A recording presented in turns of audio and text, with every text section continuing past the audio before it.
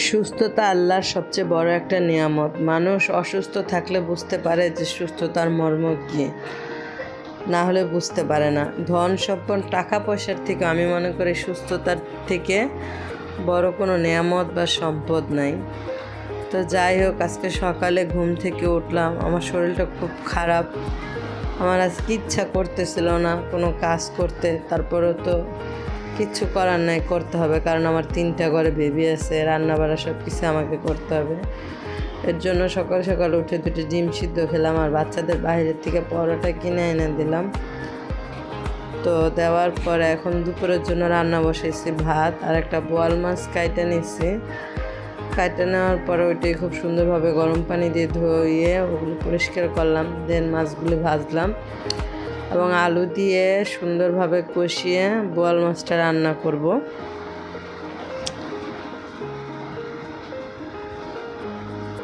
এই তো আমি বোয়াল মাছটা রান্না করতেছি। তো আজকে তোমাদের সাথে শুরুতেই বললাম যে আজকে এত অসুস্থ ছিলাম, তারপরে কিন্তু কাজ আমার জন্য থেমে থাকে নাই, কাজ কিন্তু আমাকে করতে হয়েছে। পরিষ্কার কিন্তু আমার জন্য থেমে থাকে নাই, পরিষ্কার কিন্তু আমাকে করতেই হবে।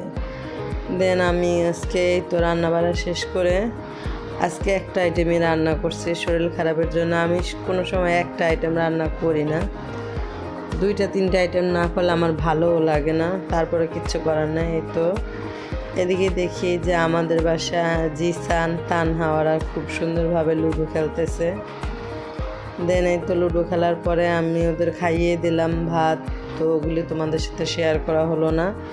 দেন 6তলা থেকে ভাবি চিতাই পিঠা বানিয়ে আনছে, তো ওগুলি আমরা সন্ধ্যায় নাস্তা করতেছি। আজকে তো নাস্তা বানানো হয় না, শরীরটাও ভালো ছিল না। তারপরে রাত্রের জন্য কি করব, তরকারিটা শেষ, তো চিন্তা করলাম যে নতুন একটা আইটেমই তোমাদের সাথে শেয়ার করি, আর খুব ঝটপট যেটা রান্না করা যায় সেটাই শেয়ার করব। তো বাচ্চারা বলতেছিল যে আম্মু ডাল আর আলু ভর্তা বানাও, ডিম ভাজা দাও। আমি বললাম না, তোমাদের আজকে অন্যভাবে একটা রেসিপি করে খাওয়াই। তো আমি সুন্দর করে কাঁচকলা 3টা নিলাম, নেওয়ার পরে আমি কাঁচকলাগুলি সুন্দরভাবে চাক করে কেটে নিলাম। নেওয়ার পরে হলুদ মশলা মাখিয়ে আমি সুন্দরভাবে এগুলি ভেজে নেব। এখন ভেজে নেওয়ার পরে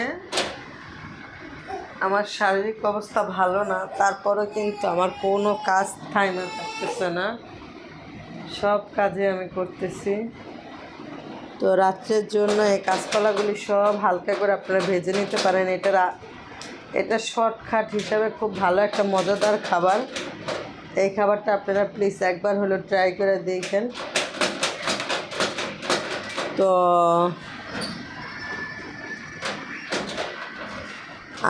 আমি কাঁচকলাগুলি ভেজে নিলাম, নেওয়ার পরে পেঁয়াজ আর কাঁচামরিচ কেটে আমি ওখানে 2টা ডিম ভেঙে দিলাম।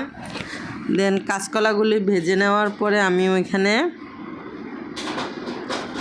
ডিমটা সুন্দর করে ভাজতে দিলাম।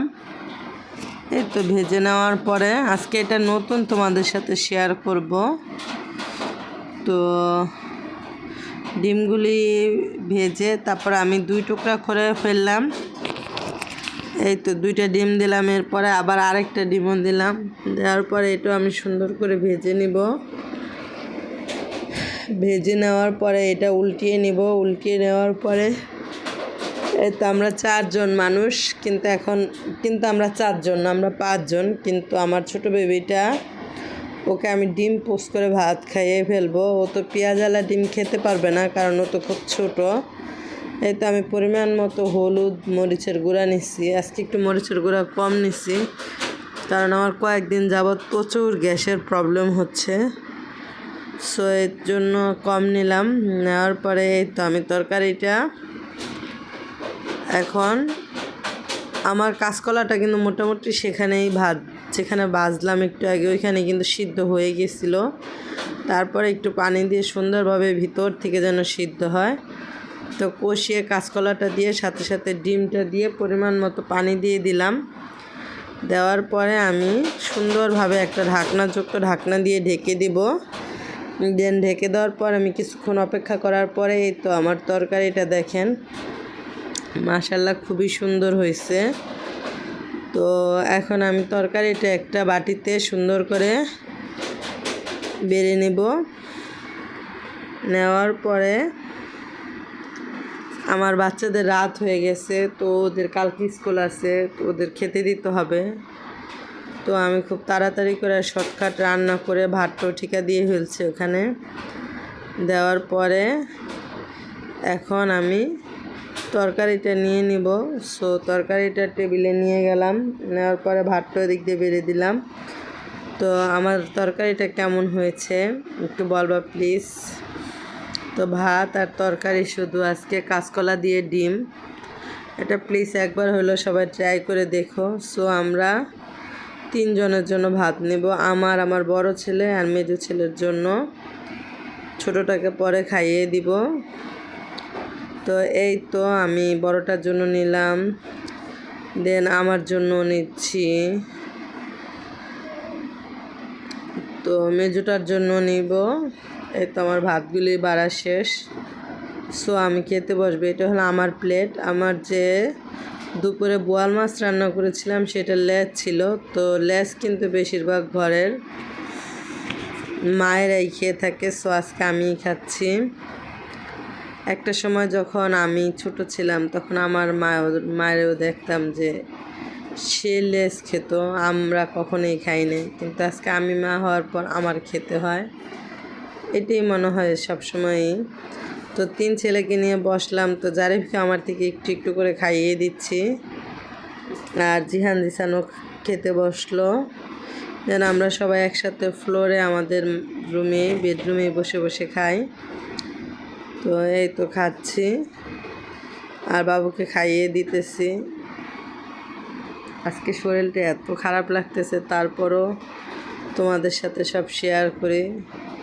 দেখো এই যে আমার 2 ছেলে খাচ্ছে, তো ওরা বলতেছে খুবই মজা হয়েছে আম্মু।